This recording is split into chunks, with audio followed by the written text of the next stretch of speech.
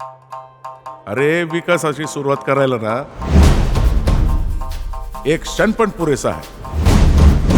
आपल्या गावच्या विकासासाठी, सुधारणा होण्यासाठी सगळ्यांनी एकत्र आलं पाहिजे. पैसे कमवण्यासाठी गाव सोडून शहरातच जावं लागतं, हे अगदी चुकीचं आहे.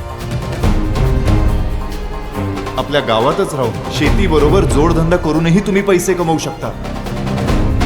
मला हेच दाखवून द्यायचं. संग्राम दादांचा